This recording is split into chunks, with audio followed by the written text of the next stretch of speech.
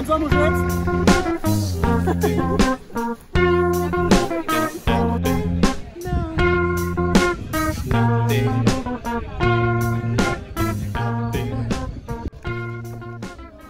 Baru.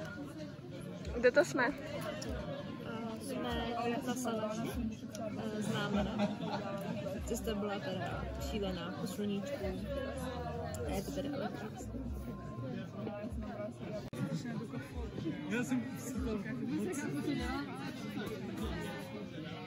Jsem si počítal, že máš brdvě. Až mě se dostanou pod ruku.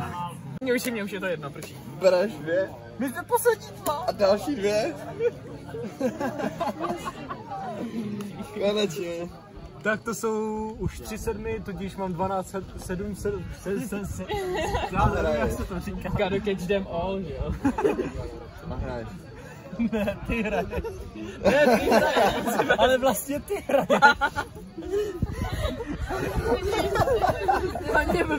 A já nemám. Tam budou tak teďka budou po sobě dvě vždycky teďka. Ach jo. A víš ty co, stůj. Náhodou. Ale jo, stůj. Ještě řekneš, ne? To je na úrovni. To je ten gameplay. Jo, muž by to chtěl. Jo, vy mi taky. Chceš ještě něco si dát?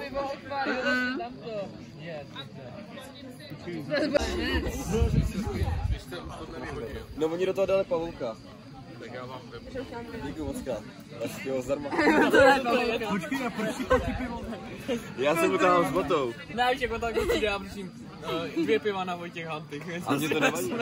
Uvidíme. Počkej, s botou. Kytička, o můj bože. Hej, Ondro, je to fakt pravda, že to je ta kytka? Jaká kytka? No co máš? Je tam ještě má? Jo, to je to, co byla od pana Loisy. To mě posledne, ty vole.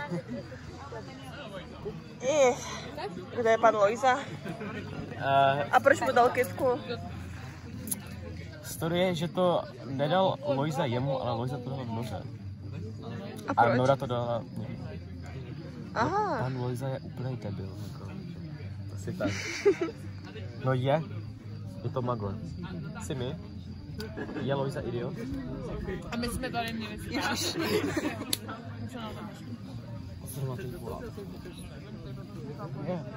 Vyvrátíš jeho názor?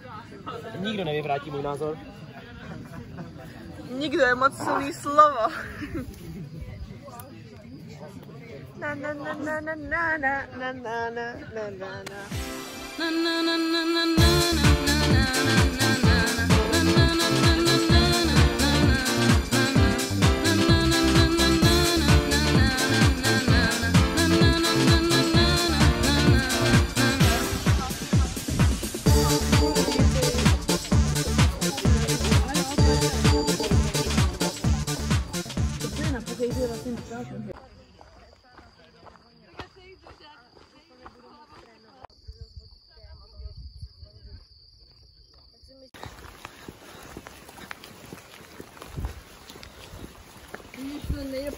Nestihli jsme to, ale já jsem říkala, že půjdeme o 15 minut dřív.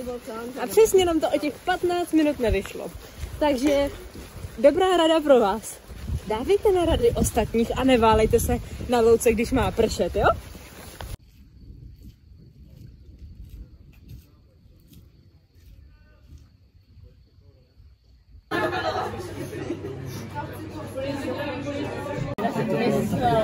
Ona se nemyslí.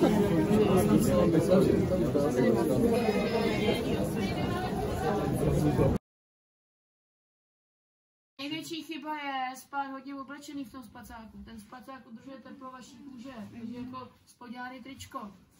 No a teď tady opravdu budete mít, zafunujte. Jo, tady bude dobře. Fakt buďte ve spacácích, ať se zahřejete, jo? Kdyby něco jsem u medvěda. A jsem opět jako odvázný koupase. Je to něco vidět?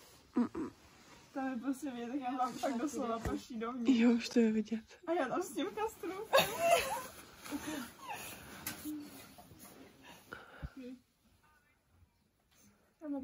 Ale To je fakt jako, kdyby jsme stáli venku v ježdí. tam pak začaly kapat ty kapky, všechno. A já pak, když už začala být úplně zima, to já tam taková, ale Milaně, ty jsi šla dolů, ne?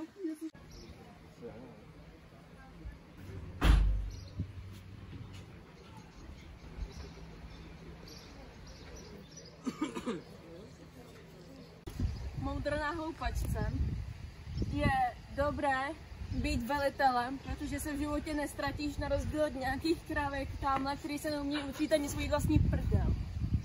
Potvrzeno. Konec. Konec hlášení.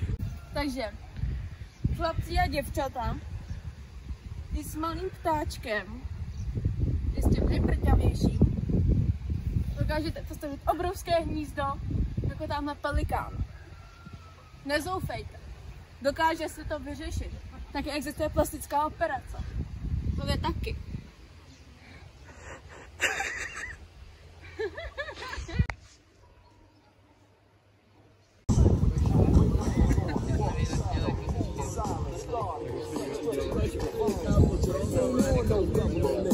Viděl, jak to tak...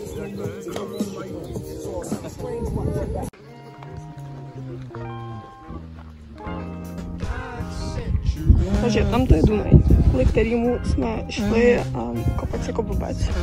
Přes tady ty křoviny jsme se nějak dostávali. A teď doopravdy. Bylo to super.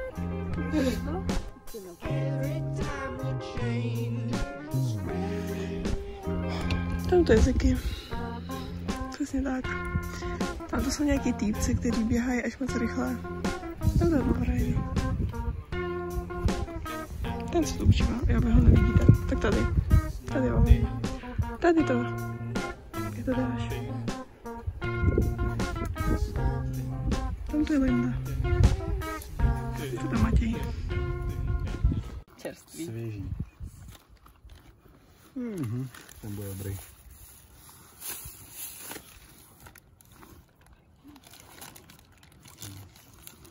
Věřím v tvoje probiotika. Tak jo. A ty nějaký máš s sebou? Dole. Tak Ziky má většinou všechno, co?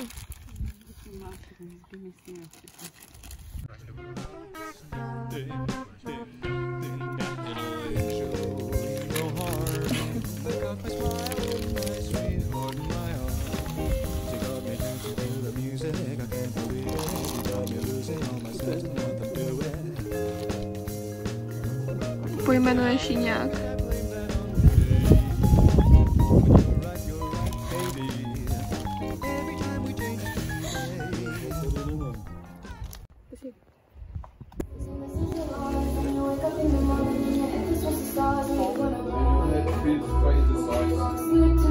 Ale děláme dobrý. Kámo, my jsme osvícenci. Jaká byla večer? Taková rejžová. Byla překrásná. Počkej, tak všechny, ne?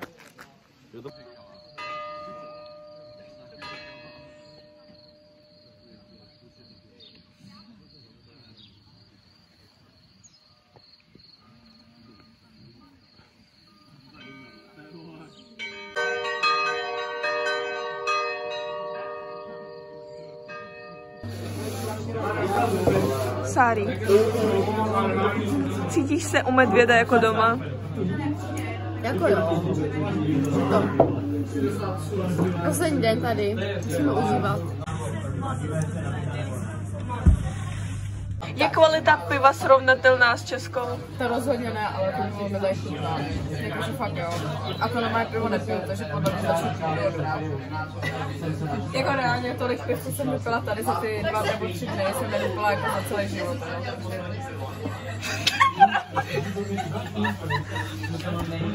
Co si myslíš o tom?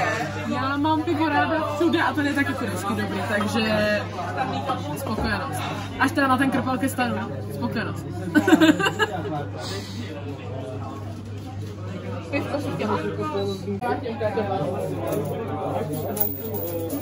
Jsi spokojený zákazník?